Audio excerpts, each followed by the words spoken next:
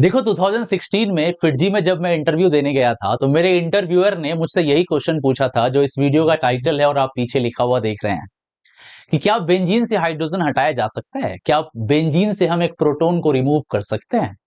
Recently GOC के lecture में मेरे बच्चे ने भी मुझसे एक डाउट पूछ दिया तो मुझे लगा इस पर एक वीडियो बनाई जानी चाहिए। बिकॉज एज ए एजुकेटर कई बार इस क्वेश्चन को आंसर करने के लिए हम लोग भी कई बार बैकफुट पे रहते हैं। तो मेरी कोशिश होगी कि मैं आपको कुछ एक्स्ट्रा इन्फॉर्मेशन दे सकूं। तो आप में से जो भी स्टूडेंट्स जो भी एजुकेटर्स वीडियो को देख रहे हैं ध्यान से देखिएगा, छोटी सी वीडियो रखेंगे। पहले हम समझते हैं कि क्या बेंजीन से हाइड्रोजन हटाना आसान है या डिफिकल्ट है। अगर आप मुझसे स्टार्टिंग में ये आंसर पूछना चाहते हैं तो मैं इसको बहुत ही ज्यादा डिफिकल्ट बोलूंगा, वेरी डिफिकल्ट। क्यों मैं बोल रहा हूं, देखिए बड़े बड़े बेसिस लेके आते हैं, sodium hydroxide, potassium hydroxide, even rubidium hydroxide, hydrogen को निकालना नेक्स्ट टू इम्पॉसिबल हो जाता है। सोडियम एल्कोक्साइड चाहे तो मिथॉक्साइड रखो, मिथॉक्साइड रखो, टर्ड बुटॉक्साइड रखो, फिनॉक्साइड रखो, कुछ भी रखो रिएक्ट नहीं करता ये।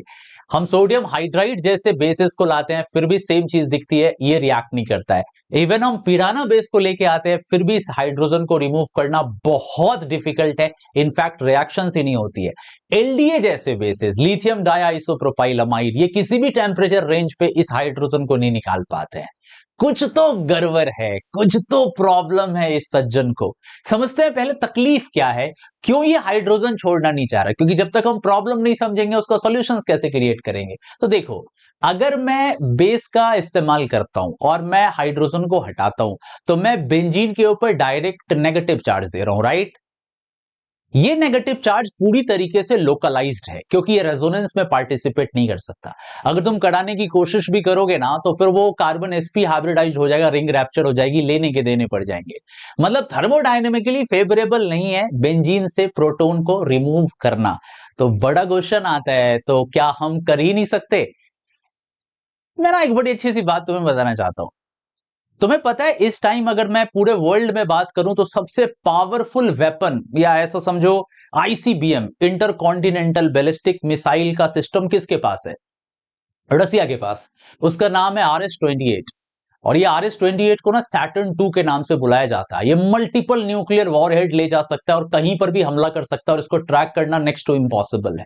हमारे ऑर्गेनिक में भी ना सैटर्न 2 है, पता है किसको बुलाते हैं, बुली को बुलाते हैं। जैसा इसका नाम है बुली, ये करता भी है बुली, मतलब ब्यूटाइल लिथियम।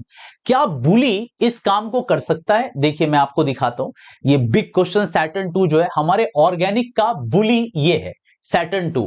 क्या ये इस काम को कर सकता है। वेल, अगर मैं एक लाइन में आंसर दूं तो आंसर होगा हां और ना, दोनों एक साथ काम करेगा। देखो बुली बहुत पावरफुल है, पर बुली को तुम कैसे यूज कर रहे हो वो बहुत इंपॉर्टेंट रोल प्ले करता है। और यहीं पे हम टीचर आंसर नहीं दे पाते और बच्चे को समझा नहीं पाते, और बच्चा इसको कभी समझ नहीं पाता, जान नहीं पाता, कहां जाके ढूंढेगा। टीचर ही जब नहीं बताएगा तो बच्चे को पता कैसे चलेगा कि हटाते कैसे हैं और क्यों नहीं हटा सकते हैं। देखो पहली चीज, जब हम हाइड्रोजन को हटाएंगे क्या ये पॉसिबल है, तो सिंपल लैंग्वेज में आंसर है कि नहीं, ये बहुत आसान नहीं है। मैं समझाता हूं क्यों आसान नहीं है।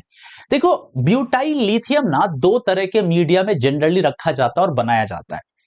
पहला इथर्नल मीडिया और दूसरा पैराफिनिक मीडिया, जनरली हेक्सेन्स के तौर पे।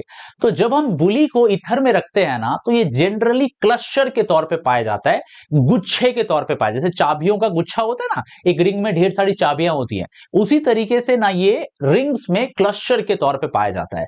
तो अगर मैं इसको इथर में रखता हूं तो मैं देखता हूं कि इसके 4 मॉलिक्यूल आपस में एक साथ हैंड में हैंड कनेक्टेड रह के गोल गोल घूम के आपस में कनेक्ट हो चुके हैं। जब मैं इसको पैराफीन में जैसे हेक्सेन में रखता हूं या ऑक्टेन में रखता हूं तो इसके 6 मॉलिक्यूल्स आपस में कनेक्ट होकर बड़े बड़े क्लस्टर बनाते हैं। अब आप ऐसे सोचो, अगर ये आपस में ही क्लस्टर में बहुत ज्यादा बिजी रहेगा तो मैं जब इसको बेस के जैसा यूज करने ले जाऊंगा हाइड्रोजन हटाने के लिए, इसके लिए डिफिकल्ट होगा। बिकॉज इसके लिए उस क्लस्टर से बाहर निकल के हाइड्रोजन को एब्स्ट्रैक्ट करना बहुत डिफिकल्ट काम है। तो अगर मैं बुली को यूज कर रहा हूं इथर्नल मीडिया में या मैं बुली को यूज कर रहा हूं हेक्सेन या पैराफीन के मीडिया में, तो आंसर है बुली काम नहीं करेगा। तो सवाल तो यार यहां पे बड़ी जबरदस्त चीज आ गई, तो फिर क्या बुली कभी भी काम नहीं करेगा 4 और 6 में। तो जैसा कि मैंने लिखा, ये इनएफिशिएंट हो जाता है इथर्नल मीडिया में, ये इनएफिशिएंट हो जाता है नॉर्मल हेक्सेन के मीडिया में। तो क्या कभी भी काम नहीं करेगा, नहीं। यहां पर एंट्री होती है हमारे हीरो की, द फ्रेंडलीहुड स्पाइडी, यहां पर एंट्री लेता है TMEDA, मैंने शॉर्टकट लिखा इसी नाम से जाना जाता है। इसको टेट्रा मिथाइल इथिलीन डायमीन बुलाते हैं। समझ में आई बात? टमेडा, TMEDA। अब ये क्या करता है? ये हमारा हीरो है, ये हमारा सेवियर है। ये क्या करता है? जो ये बुली के बड़े बड़े क्लस्टर्स है ना, गुच्छे है ना, ये इसके लोन पेयर क्या करते हैं? लिथियम को अपनी तरफ चिलेट करके खींचना स्टार्ट करते हैं। एक बार गुच्छे से लिथियम को खींच दो, यानी तुम एक बार रिंग को बीच से ओपन कर दो, तो सारे के सारे चाबियां एक साथ दंडड़ा के गिर जाएंगे। तो जैसे ही हम बड़े से क्लस्टर को एक बार लिथियम को खींचते हैं ना, ये क्लस्टर अनस्टेबल हो जाता है और टूटना स्टार्ट करता है। तो पहले जो ये बुली आपस में बड़े प्यार मोहब्बत से थे, लवी डवी से थे ना, अभी ये इंडिविजुअल टाइनी स्लिम मॉन्स्टर के जैसे रिलीज होते हैं। मतलब हम इस क्लस्टर को अनस्टेबल कर देते हैं और इंडिविजुअल ब्यूटाइल BU- आयन को बाहर कर देते हैं। अब जो ये गुस्से में है, मैं इसको सिंपल लैंग्वेज में समझाता हूं, जैसे मेरे प्रोफेसर्स बोला करते थे। एक मधुमक्खियों का बड़ा सा छत्ता है, हनी बी का, और तुमने एक पत्थर लिया, उस छत्ते पे मार दिया, मत करना ऐसे वैसे, तुमने मार दिया, क्या होगा? सारी मधुमक्खियां वहां से उड़नी स्टार्ट होगी और अब एक एक करके आएंगी और तुम्हें ढूंढ ढूंढ के काटेंगी, राइट? तो हमने क्लस्टर को ही कर दिया खराब, लिथियम को ही खींच दिया इन नाइट्रोजन के द्वारा। क्लस्टर खराब हुआ, क्लस्टर खराब हुआ, BU- निकलना स्टार्ट हुआ, और ये फार मोर रिएक्टिव है इंडिविजुअल एंटिटी के तौर पे। समझ में आई बात? और अब जब तुम ब्यूटाइल लिथियम को टमेडा के साथ यूज कर रहे हो, टेट्रामिथाइल इथिलीन डायमीन के साथ, ये with in a fraction of second hydrogen को खींच लेगा। और मेरी ना ये फेवरेट लाइन है, सख्त हूं क्योंकि सिंगल हूं। ठीक है, यहां पे बुली यही बोल रहा है कि भैया मैं सख्त हूं इसीलिए सिंगल हूं, लाओ कहां से हाइड्रोजन निकालना है। तो कंक्लूजन पे आते हैं, नॉर्मल बेसिस, इवन बहुत पावरफुल सुपर बेसिस भी बेंजीन से हाइड्रोजन को नहीं निकाल सकते, कोई बहुत ड्राइविंग फोर्स नहीं है थर्मोडायनामिकली। बट अगर बुली को तुम यूज करते हो तो सतर्क रहना, इथर्नल मीडिया में या पैराफिनिक मीडिया में बुली काम नहीं करेगा। बुली तभी काम करेगा जब तुम बुली को टमेडा में लोगे, मतलब टेट्रामिथाइल इथिलीन डायमीन के साथ। यहां क्लस्टर को अनस्टेबल करके इंडिविजुअल BU पॉकेट को रिलीज करता है, यही BU- एग्रेसिव सख्त लौंडे के जैसा हाइड्रोजन खींच सकता है। तो तुम्हें सिंगल रहना चाहिए। हाँ, इस वीडियो से ही पता चलता है, सिंगल रहोगे तो सख्त रहोगे। तो यही चीज है तुम्हारे पास। तो बुली से हम हाइड्रोजन को हटा सकते हैं, बहुत अच्छे से मैंने तुम्हें समझा दिया। आई होप हमारा सैटर्न 2 ऑफ ऑर्गेनिक केमिस्ट्री बुली के लिए वीडियो डेडिकेटेड है।